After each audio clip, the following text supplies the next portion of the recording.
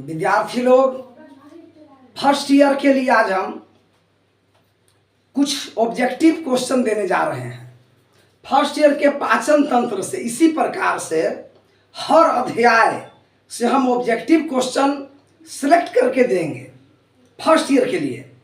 वो भी आपको सप्ताह में एक आध बार चला जाएगा और आपको एनुअल एग्जाम के साथ साथ पैरामेडिकल की परीक्षा के लिए काफ़ी उपयोगी है। तो यहाँ पर हम लोग दिए गए कुछ पाचन तंत्र 2024 में लगभग पार्ट 1 दे रहे हैं, यानी पाचन तंत्र से और भी क्वेश्चन अभी है, उसको हम दूसरे पार्ट में देंगे। पैरामेडिकल में भी ये कामयाब है और आपको एनुअल एग्जाम में भी कामयाब है। सुनिए, इसको सेकेंड ईयर वाले भी सुन सकते हैं, उनका पैरामेडिकल कंप्लीट होगा। जैसे समय को ध्यान में रखते हुए हम शुरू कर देते हैं।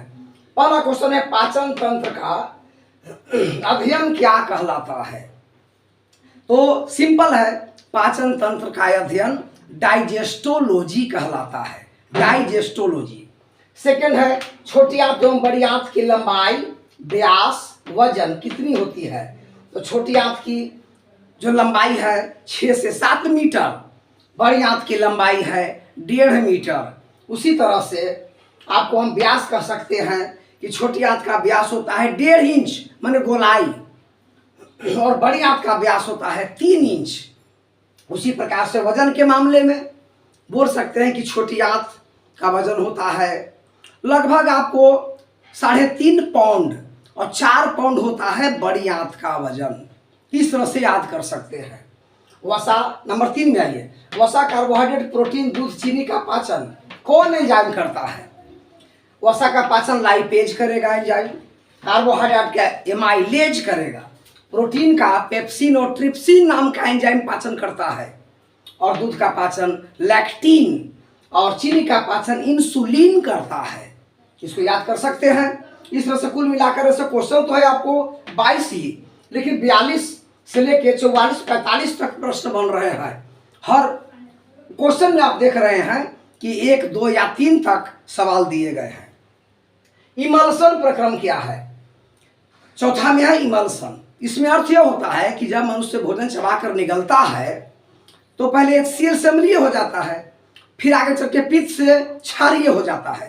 तो भोजन का अम्लीय से क्षारीय होना इमल्सन कहलाता है। क्लियर है?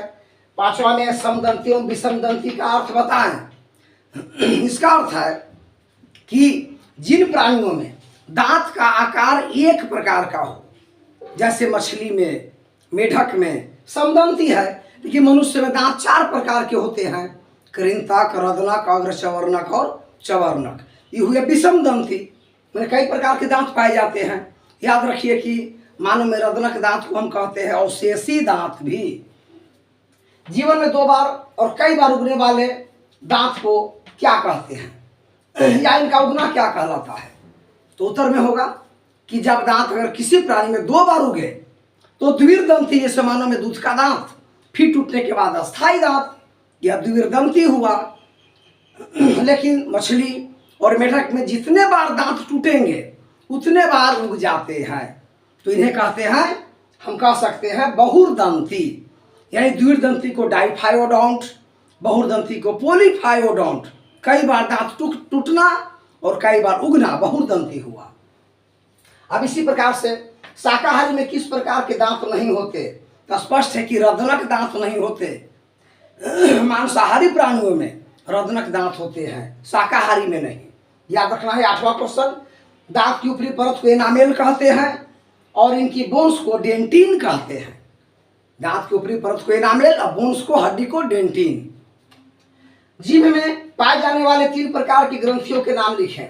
जीभ के किनारे किनारे और उसी साइड में अंतिम फिलीफॉर्म और फंगीफॉर्म होते हैं, और स्वाद की ग्रंथियां अलग बीच बीच में 3 या 4 भागों में बटी होती है। सबसे पहली भाग मीठे स्वाद को ग्रहण करती है, जो आपको डिटेल में सब समझाया गया होगा। जीभ में पाए जाने वाली 3 प्रकार की ग्रंथियां हो गई, फिलीफॉर्म, फंगीफॉर्म और टेस्टी ग्लैंड। जीभ की ऊपरी गुलाबी परत को हम कहते हैं म्यूकोसा, म्यूकोसा। एवं दांत के बोन्स का अन्य बोन्स से अलग क्यों नहीं रखा गया है? क्योंकि दांत के बोन्स में कोलेजन तंतु नहीं होते। टूटने के बाद प्लास्टर कर दिया जाए तो दांत सटेंगे नहीं, बाकी हड्डियाँ में कोलेजन तंतु है, टूटने के बाद प्लास्टर करने के बाद सड़ जाते हैं, इसीलिए दांत की हड्डी को बाकी हड्डियों से हम अलग रखते हैं। भोजन इस साइड आते हैं। भोजन पानी श्वास के आवागमन का नियंत्रण कौन करता है? इपिग्लॉटिस नाम का अंग करता है, जिसे हम घुंटी ढक्कन कहते हैं। सांस लेना है, पानी निकलना है, भोजन निकलना है, इनको कंट्रोल करता है इपिग्लॉटिस। दूध के दांत की संख्या 20 होती है। हाइपर और हाइपो एसिडिटी है, यदि हमारे आंतों में हाइपर एसिडिटी का अर्थ होता है HCl यानी अम्ल ज्यादा निकलना, क्षार कम। हाइपो एसिडिटी में होता है अम्ल कम निकलना, HCl कम और क्षार ज्यादा। अगर अम्ल ज्यादा निकले तो हाइपर और अम्ल कम निकले तो हाइपो एसिडिटी के नाम से जाना जाता है, जो एक प्रकार की आंत में विकार है, रोग है। इंडोस्कोपी यंत्र की जांच क्या करता है? क्या लिखा गया है कि इंडोस्कोपी यंत्र क्या जांच करता है? तो लिखना है, बोलना है कि इंडोस्कोपी पेट की जांच करता है। पेट में घुसकर बल्ब है, कैमरा लगा हुआ है, सब अंदर के आंत का फोटो स्क्रीन पर देगा, डॉक्टर उसे देखकर इलाज कर लेते हैं। अपेंडिक्स एवं बाउंसीर किस प्रकार के अंग हैं और कहाँ पाए जाते हैं? अपेंडिक्स और बाउंसीर दोनों शेषी अंग है पाचन तंत्र का, दोनों शेषी हैं।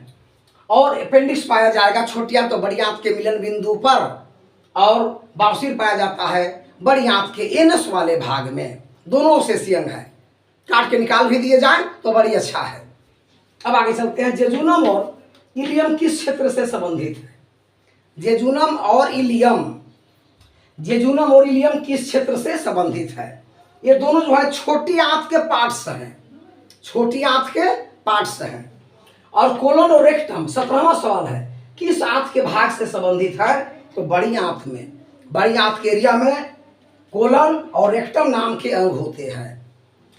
उसी प्रकार से 18वां क्वेश्चन है, लैंगरहंस का द्वीप कहाँ होता है? तो हम बोल सकते हैं कि लैंगरहंस का द्वीप होता है आग्नेयाशय में। आग्नेयाशय में खास पिंड होते हैं कई प्रकार के, और ये कई पिंड को लैंगरहंस के द्वीपिकाएं कहते हैं, जिनसे अनेक प्रकार के पाचक रस निकला करता है। फिर 18वां क्वेश्चन है कि लीवर में किस रूप में कार्बोहाइड्रेट होता है? जब हमारा भोजन खाता है तो कार्बोहाइड्रेट का पाचन एमाइलेज से होता है, और उसका कुछ भाग ग्लाइकोजेन में बदलकर और लीवर में जमा हो जाता है। पाचन क्षेत्र का मास्टर ग्लैंड आपको लीवर यानी यकृत को कहते हैं। प्रतिदिन एक वयस्क मानव में लगभग 3 लीटर HCl निकलता है, मतलब हाइड्रोक्लोरिक अम्ल भोजन के बड़े टुकड़ों को गलाकर उसे चाय और काइन में बदल देता है, जो गला हुआ भोजन का क्या है? रूप है। आंत में कौन से छोटे अंग हैं जिनकी संख्या लाखों में होती है? वह है जठर ग्रंथि और माइक्रोविलाई, माने रसांकुर। तो जठर ग्रंथि माने होता है HCl निकालने वाला, जो अम्ल निकाल रहा है भोजन को गलाने के लिए, और रसांकुर यानी माइक्रोविलाई माने है छोटी आंत में है, पचे हुए भोजन से पोषक को सोख कर अब ब्लड में भेजेगा, अब ब्लड से घूम घूम कर शरीर में हर जगह पोषकों की आपूर्ति करवाता है। इनकी संख्या लाखों में होती है। आंत में कौन से हो गया? मुख से लेकर आंत तक किस ऊतक से बनी होती है? एपिथेलियम या उपकला ऊतक का। मुख के अंदर से लेकर आंत तक आंतरिक भाग में पेट में जो बाल से रहित माने बाल नहीं उगा हुआ है, वो जो अंदर के भाग बने हुए हैं वो एपिथेलियम या उपकला ऊतक से बने हुए होते हैं। इस तरह से आपको सवाल कुल मिलाकर के हम सवाल को जोड़ें तो 42 से 45 सवाल हो जाएगा, क्योंकि एक ही क्वेश्चन में 2 या 3 क्वेश्चन भी लपेटे गए हैं। ये आपको एनुअल एग्जाम ही नहीं बल्कि पैरामेडिकल के लिए भी उपयोगी है। फर्स्ट ईयर सेकेंड ईयर दोनों के विद्यार्थी इनको लगातार वीडियो देखते जाएं हर चीज़ का, और इसे पैरामेडिकल में भी उपयुक्त बनाएं एनुअल के साथ साथ। सब्सक्राइब लाइक करिए ताकि आपके पास ये वीडियो हमेशा बना रहे, चलता रहे। धन्यवाद।